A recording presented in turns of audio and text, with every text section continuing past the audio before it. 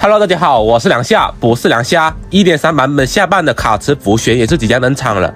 本期视频简单给大家了解一下新角色的技能机制，以及角色抽卡建议等等，适合什么玩家抽取啊？有帮助到各位，希望可以点个赞支持一下。至于一个硬币是10经验，同时 B 站对转发权都比较大，帮忙转发一下吧，不用真的转发退回来就行了。同时还有经验拿，谢谢。普攻平平无奇，就是单体的伤害的，受益于生命值上限，不吃攻击力的。战绩开启一个穷光阵的场地，除了浮玄，另外3名队友受到了 65% 的伤害，分摊给浮玄，持续3个回合。随着等级的提升啊，以10级来讲，可以提升队伍 6% 的浮玄生命值上限， 12% 的暴击率。就是说，你的浮玄如果有1万生命值，那么给队友全体提供一个600的生命值上限了。非常好理解啊，战绩就是浮玄的核心技能之一了。这时候会想啊，分摊 65% 给浮玄，那浮玄受得了吗？别急，继续看。终结技给敌方造成群体伤害是吃生命值的，而且可以获取1次生命值天赋触发次数。天赋给全体常驻 18% 减伤啊，如果浮玄生命值低 50%， 等于可以触发回血效果，初始是1次，最多2次。这里的意思应该是说最多储存2次吧，只要大招无限开，那么就可以无限回啊，可以这么理解。这个回血机制就是浮玄承担 65% 的伤害底牌了。秘技大世界无敌状态，而且进入战斗可以获取2层和战绩效果一样的穷光阵效果，持续2个回合，这个是可以脱手的。比如浮玄先战绩，然后配拉战绩，这一点非常的好啊。然后再来看看浮玄的行技额外能力。额外能力1，战绩给全体抵抗控制类负面效果，比如冻结、禁锢等等这种，而且可以通过战绩来刷新，1个字香。如果是抵抗所有的负面效果，其实也不太好，因为被其他不重要的负面效果给使用了。你们说是吧？额外能力2，终结技给全体回复生命值上限啊！如果浮玄有8000血量的情况下，可以回复500多点，属于锦上添花了。不过在单带情况下非常重要，如果队伍有奶妈角色的就不重要咯，你看情况了。额外能力3，战绩期间如果释放战绩可以回复20点能量，额外的啊，那就是50点咯。也就是说，尽量不要让结界结束再开，而且多半可以吃到充能神的加成，那就是60点能量啊。大招虽然有135，但是这个60点能量回得太爽了吧？这3个能力上就没有一个废的。总体下来，我是越来越期待浮玄的表现了。然后来看看浮玄的装光，他已闭上了双眼。这名字起的怎么怪怪的？不过言归正传啊，80级基础生命值1270，防御力529，给的数值还是很到位的。因为不吃攻击力嘛，攻击力少也很正常。特效是提升 24% 的生命值上限，以及 12% 的充能，无门槛的。当装备者生命值降低时，全体伤害提升 9%， 持续2个回合，这个基本是无缝衔接了，就缠住了呗。然后每个波次全体回复已损失 80% 生命值，也就是说现在深渊不是2波了吗？第一波怪又不是很强，总体下来这关锥适合单带的浮玄使用，否则将大大降低功能性了。不过 12% 的充能可以让浮玄带生命值的神子了，因为浮玄和关锥白值比较高，生命值带争议也是非常大的。有了专属关锥啊，1万生命值轻轻松松，好吧？说白了，这关锥回血适合浮玄单带情况下使用。如果队伍里没有奶妈情况下，那么关锥就不重要了，可以不抽。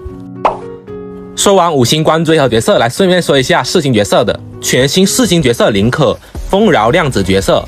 战绩给指定单体角色附加一个求生反应，这个效果可以提高生命值上限的。以10级战绩来说，5000血的林可可以提升575的生命值上限。如果是毁灭或者存护角色，那么可以大幅提高超峰值。这样说大幅了，我猜应该是500的比例了。克拉拉3月7的那个效果也是500的比例，不过这个大幅应该也是吧。好家伙，克拉拉认狂喜了，是不是？不过最不能搭配的应该是影月了，都懂。然后战绩可以回复生命值的嘛，这个比例总体和娜塔莎差不多。终结技也是，终结技给全体解除一个负面效果，并且回复血量。好家伙，我觉得这个非常香啊！配合天赋一起说吧，释放战绩或者终结技给我方角色持续2个回合治疗，如果有求生反应，那么治疗会更高。也就是说，要想让林可发挥出实力，大招要频繁开启，为了解控和高频的触发持续治疗效果，这个很重要啊。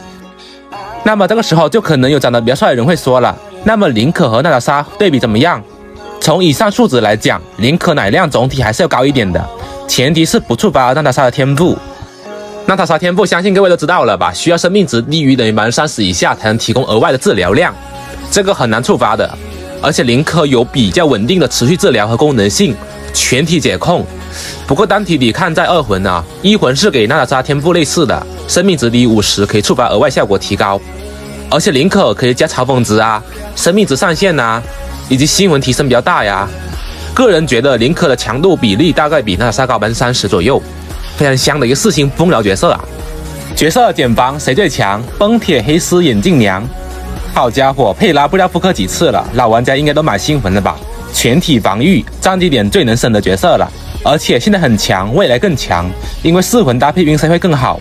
虎克毁灭火 C 比较冷门的角色，目前对大多数玩家来说属于真爱党培养的角色吧。说完角色，来看一下4星 UP 的官锥啊。第一张是宇宙市场趋势，这官锥目前能用角色其实也不多，因为特效是给敌方挂灼烧效果的，这个目前有点抽象啊。唯一能想到就是给火主用的比较好吧，但是火主也用不到这官锥吧。另外一张是丰饶官锥，这官锥就很香啦，此时恰好奶妈里面最好的一张官锥啦，4星里面的啊，高额的抵抗还有高额治疗量，高精炼边的吃香。适合绝大数的一个丰饶角色。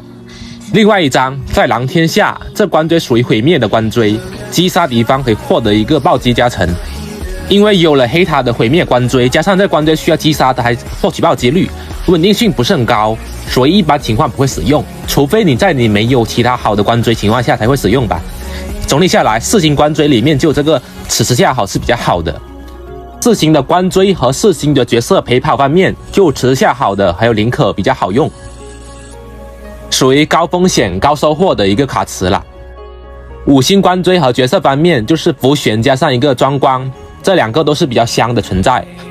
如果你确定你的浮玄是单带阵容，那么官锥可以抽1张；如果不是，那么我感觉可以不抽的。就比如黑塔的记忆的资料就很适合这个浮玄了，你们可以看一下这效果多香。4星官锥还可以选朗道的选择，这官锥减伤的也是很适合这浮玄使用的。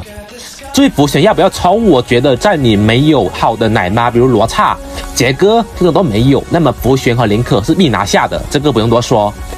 如果你目前有了最好用的罗刹丰饶角色，那么你的浮玄可以考虑不用抽，但是考虑到浮玄的强大保护功能来讲，还是非常值得抽取的。因为如果你把浮玄抽到了，你后面就不用再管什么生存的大问题，就尽管去搞输出就行了，是不是很重要吧？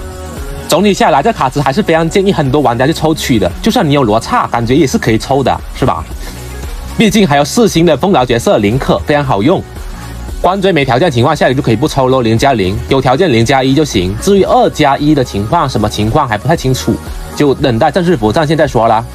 好吧，以上是本期视频的一个全部内容啊。如果你有什么想法，或者说有什么意见，欢迎在评论区讨论。那么我是梁夏，我们下期视频见，各位拜拜。